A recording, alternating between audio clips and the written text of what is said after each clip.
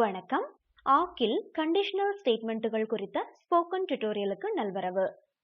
இந்த டியூட்டோரியலில் நாம் கற்க போவது ஆக்கில் if, else, else if. இதை சில உதாரணங்கள் மூலம் நாம் செய்வோம். இந்த டியூட்டோரியலை பதிவு செய்ய நான் Ubuntu Linux 16.04 ஆப்பரேட்டிங் சிஸ்டம் மற்றும் gedit டெக்ஸ்ட் எடிட்டர் 3.20.1 ஐ பயன்படுத்துகிறேன். உங்களுக்கு விருப்பமான எந்த டெக்ஸ்ட் எடிட்டரையும் நீங்கள் பயன்படுத்தலாம்.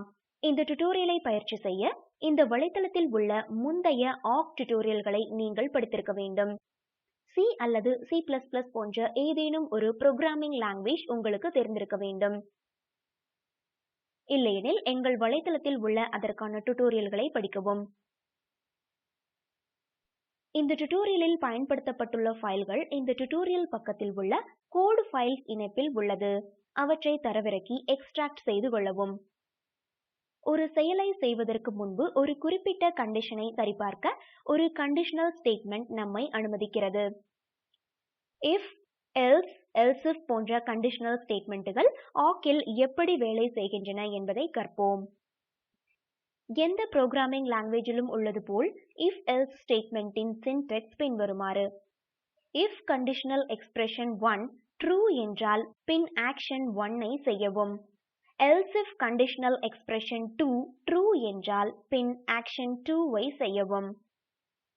பல else if ஸ்டேட்மெண்ட்டுகள் இதன் பின் தொடரலாம். இறுதியில் குறிப்பிட்ட கண்டிஷனல் எக்ஸ்பிரஷன்களில் எதுவும் true இல்லையெனில் பின் action n ஐ செய்யவும். else மற்றும் else if பாகங்கள் கட்டாயமற்றவை ஆகும். ஒரு உதாரணத்தை பார்ப்போம். நாம் முன்னர் பயன்படுத்திய அதே awkdemo.txt ஃபைலை பயன்படுத்துவோம். ரூபாய் 8000க்கும் மேல் உதவித்தொகை பெறுகின்ற மாணவர்களுக்கு 50% உயர்வு கொடுக்க வேண்டும் என்று வைத்துக்கொள்வோம். இந்த கண்டிஷனுக்கு ஒரு awk ஃபைலை உருவாக்குவோம். காட்டப்பட்டுள்ள பின்வரும் கோடை ஒரு டெக்ஸ்ட் எடிட்டரில் டைப் செய்து அதை cond.awk என சேமிக்கவும். நான் இதை ஏற்கனவே செய்துவிட்டேன். அதே ஃபைல் கோட் ஃபைல்ஸ் இணைப்பிலும் உள்ளது. இந்த கோடில் நாம் அவுட்புட் ஃபீல்ட் செப்பரேட்டராக கோலனை செட் செய்துள்ளோம். முதல் பிரிண்ட் ஸ்டேட்மெண்ட் ஃபீல்ட் ஹெட்டிங்குகளை பிரிண்ட் செய்கிறது. அடுத்து 6வது ஃபீல்டின் மதிப்பு 8000க்கும் அதிகமாக உள்ளதா என்று if ஸ்டேட்மெண்ட் சரிபார்க்கும். ஆம் எனில் 2வது பிரிண்ட் ஸ்டேட்மெண்ட் செயல்படுத்தப்படும். இந்த பிரிண்ட் ஸ்டேட்மெண்டினுள் உள்ள $6 × 1.5 6வது ஃபீல்டின் மதிப்பை 1.5 ஆல் பெருக்கும். இந்த கோடை இப்போது செயல்படுத்துவோம். Ctrl, Alt மற்றும் T கீகளை அழுத்தி டெர்மினலை திறக்கவும்.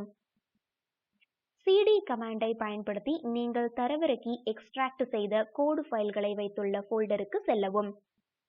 இப்போது டைப் செய்க awk space hyphen capital F pipe குறியீடு இரட்டை மேற்கோள்களினுள் ஸ்பேஸ் ஹைஃபன் சிறிய f space cond.awk space awkdemo.txt. என்டரை அழுத்தவும். கண்டிஷனை பூர்த்தி செய்த அதிகரிக்கப்பட்ட உதவித்தொகையை பெற்ற ஒரு மாணவரின் ரெக்கார்டை மட்டும் அவுட்புட் காட்டுகிறது. இப்போது விதி மாறுகிறது என்று வைத்துக்கொள்வோம். ரூபாய் 8000க்கும் மேல் உதவித்தொகை பெறுகின்ற மாணவர்களுக்கு 50% உயர்வு, இல்லையெனில் 30% உயர்வு கொடுக்கவும். இதை நாம் எப்படி செய்வது? நாம் ஒரு else பிளாக்கை சேர்க்க வேண்டும். மீண்டும் cond.awk ஃபைலுக்கு மாறவும். பின்வரும் கோடு வரியை சேர்ப்போம். இறுதியாக மூடுகின்ற சுருள் அடைப்பு குறிக்கும் முன் என்டரை அழுத்தவும். else என்டரை அழுத்தவும்.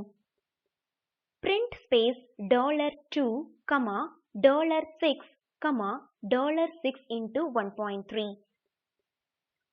ஃபைலை சேமித்து டெர்மினலுக்கு மாறவும். முன்பு செயல்படுத்தப்பட்ட கமாண்டை பெற அப் ஆரோ கீயை அழுத்தவும், பின் என்டரை அழுத்தவும். இப்போது அவுட்புட்டை கவனிக்கவும். யோஜனா சௌத்ரி முன்பு 1000 பெற்றுக்கொண்டிருந்தார். இப்போது 1300 பெற்றுக் கொண்டிருக்கிறார். மீண்டும் விதிகளை மாற்றுவோம். ரூபாய் 8000க்கும் மேல் உதவித்தொகை பெறுகின்ற மாணவர்களுக்கு 50% உயர்வு.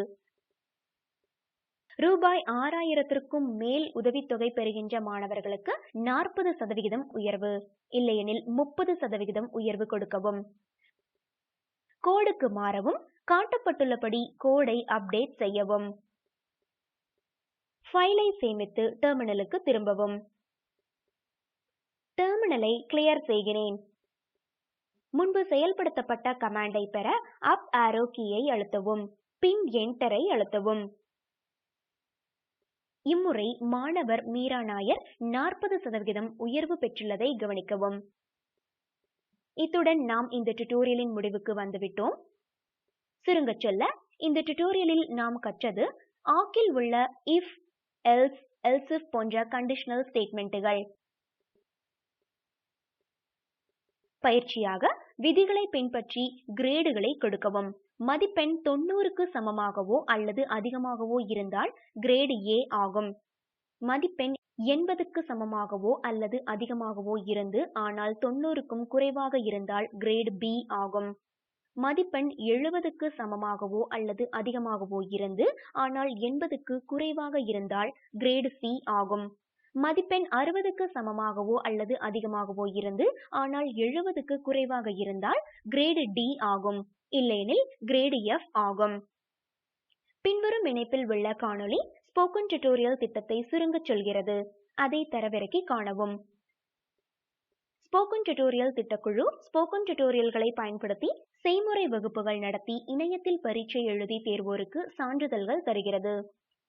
மேலும் விவரங்களுக்கு எங்களுக்கு எழுதவும். இந்த ஸ்போக்கன் டியூட்டோரியலில் உங்களுக்கு ஏதேனும் கேள்விகள் உள்ளதா?